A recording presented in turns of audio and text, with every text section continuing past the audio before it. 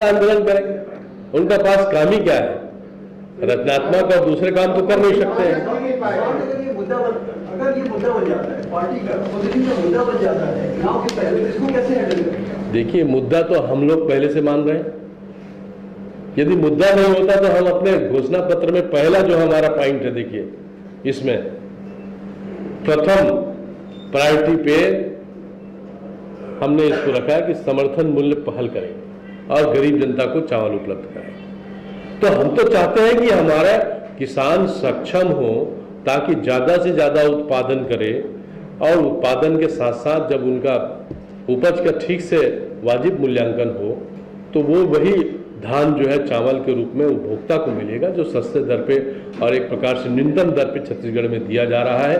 और मेरा तो ये भी आरोप है, और मैं तथ्य के आधार पर कहता हूं कि जब से केंद्र ने ये केंद्रीय कानून एक खाद्यान्न सुरक्षा के लिए पारित किया है, तब से जितनी योजनाएं किसानों के यांत्रिकीकरण के हो या उसके सब्सिडी को हो या उनके हितग्राही योजना हो, केंद्र प्रवृत्ति जितनी योजनाएं हैं कृषि क्षेत्र में, वो सब में 25% कटौती कर दी अभी से।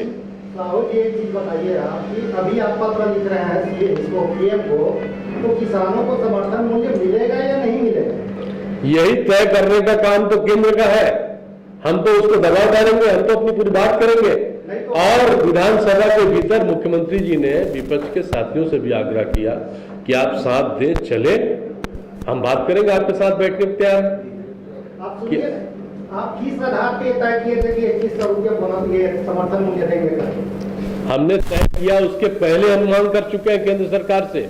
हमारे पास पूरा ये रिकॉर्ड है, आप कहें तो मैं जारी कर देता हूं कि जमीन की तैयारी से लेके फसल के अपने खलिहान में लाने तक और बाजार में मंडी में या मंडी से के जो धान उपार्जन केंद्र है उसके ले जाने तक नहीं मिला तो नहीं। इसके अलावा तो संघर्ष जो है आपको हमारी बात है, हम आपकी बात रखेंगे लोगों और केंद्र सरकार को उखाड़ फेंकेंगे, नहीं मिला तो क्या बात? नहीं साहू जी, आपने पहले मांग उठाई, केंद्र सरकार ने मना कर दिया, तो फिर आपने इसको एजेंडे में शामिल किया। केंद्र सरकार बात को उन्होंने तार्किक रूप से हमको समझाने तार्किकता के साथ उन्होंने पत्र लिखा कि आप ये कहना बिल्कुल उचित नहीं, वही तो हमारा मांग है कि आप समर्थन मूल्य के सारे निर्धारण की प्रक्रिया को आप पुनर्विचार करो। ये 50 साल पहले का मामला है, क्या आप उतना जोड़ेंगे, इसको नहीं जोड़ेंगे, उसको जोड़ेंगे, ये करेंगे, वो करेंगे, और भी इसकी प्रक्रिया हम लोगों ने तय की थी। और इधर जब भी वर्कशॉप हुआ केंद्र सरकार, बल्कि राष्ट्रपति जी के सामने राष्ट्रपति भवन में 2 दिवसीय जो सब विषय आया था उसमें भी हम लोगों ने राज्य की ओर से रखा था, जहाँ पर 8 मुख्यमंत्री थे और लगभग 11 राज्यपाल थे। तो ऐसा नहीं है कि हम मध्यप्रदेश के किसान भी ये मंजूर नहीं है। अगर हो गया तो सोचिए, कांग्रेस की रणनीति होगी तो जब छत्तीसगढ़ ये तो पूरा देश का मामला है सरदार जी, ये तो पूरा देश का मामला है संतोष जी। ये केवल हम छत्तीसगढ़ के ही धान उत्पादन करने वाले किसान हैं ऐसा नहीं है, लेकिन मैंने पहले ही आपसे अनुरोध किया कि हमारे यहाँ जो कृषि की अर्थव्यवस्था है उसमें हम हरित कृषि अर्थव्यवस्था है, इसलिए हमको ज़्यादा प्रभाव पड़ता है। और इस नाते भारतीय जनता पार्टी अपने सारे जो चुनावी घोषणा पत्र है उसको पूरा किया है। कांग्रेस के लोगों ने चुनावी घोषणा पत्र को बिल्कुल मजाक बना लिया और मुफ्त में चावल और ये और वो दुनिया भर की बातें कही उन्होंने, और इसीलिए लोगों ने खारिज किया उसको। जब आप कृषि मंत्री थे तो उसके लिए आपने कार्यक्रम क्या पहल की केंद्र से? कृषि मंत्री के नाते ही मैं 29 जुलाई को केंद्रीय वित्त मंत्री माननीय पी चिदम्बरम साहब को पत्र लिखा। उस पत्र की कॉपी अभी आपके हाथ में आ जाएगी। और उसके बाद उन्होंने केंद्रीय कृषि लागत मूल्य आयोग को, यह तब तक चुनाव घोषणा नहीं हुआ था, यानी 2100 रुपये की मांग छत्तीसगढ़ की ओर से हम जुलाई से उठा रहे हैं साहब। संकल्प पत्र और संकल्प पारित हुआ 21 दिसंबर को, जैसे मैंने कहा 2000 को हम 2 साल पहले से संकल्प करके भेजे थे, उस पर इन लोगों ने कोई विचार नहीं किया, तो आप नहीं रखा। और मैं समझता हूं कि इस मामले में बहुत क्लियर है भारतीय जनता पार्टी किसानों के साथ पूरी तरीके से न्यायपूर्ण ढंग से व्यवहार करने के लिए केंद्र सरकार को बाध्य करने की दृष्टि से प्रयास करेगी और अपने अधिकार क्षेत्र में जो विषय हो सकता है उसको उन्होंने पूरा किया है।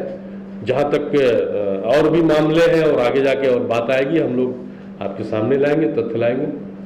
आपका समर्थन चाहिए। तो अभी आप किसान नेता के रूप में आया है, कृषि मंत्री भी नहीं आए, यहाँ चर्चा चल रही है। नहीं, ये भारतीय जनता पार्टी की ओर से आया हूँ। भारतीय जनता पार्टी के कार्यकर्ता के नाते, कृषि क्षेत्र से जुड़े होने के नाते आपसे मुखातिब हुआ हूँ और मुझे लगता है कि आपका प्रेम इसने मेरे ऊपर जरूर बरकरार है।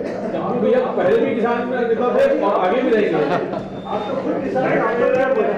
आप तो खुद किसान हैं, आपको क्या मत है इसके बारे में? आखिरी सवाल, आपका क्या मत है? क्योंकि आप खुद किसान हैं, आपने लिखा है इसमें।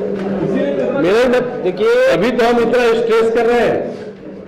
किसानों के मामले में भारतीय जनता पार्टी पायनियर है, अग्रणी है और एक किसान होने के नाते जो मैं महसूस करता हूँ उसको लेकर ही हम लोगों ने छत्तीसगढ़ में बहुत सारे फैसले किए। छत्तीसगढ़ राज्य में अलग से कृषि नीति बनी, कृषि बजट यहाँ 2 साल से प्रस्तुत हो रहा है, इस साल भी प्रस्तुत होगा।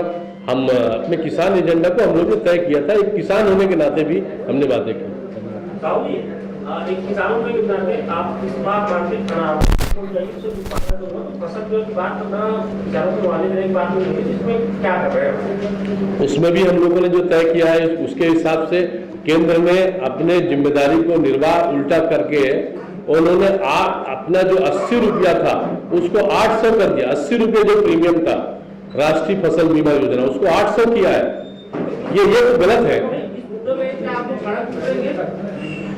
सड़क में उतरने के पहले हम केंद्र सरकार के सामने, जैसे मैंने कहा कि अभी 16, 17, 18, 19 इस दिन हम सब बैठने वाले हैं और मुझे लगता है इस पर ज्यादा बहस की जरूरत नहीं होगी।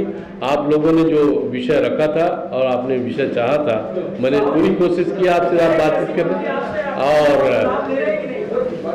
जी पूरा ले रहे हैं, पूरी पार्टी ले रहे हैं। बहुत बहुत धन्यवाद और आपके सुझाव को हम लोग पूरा काम करेंगे। धन्यवाद।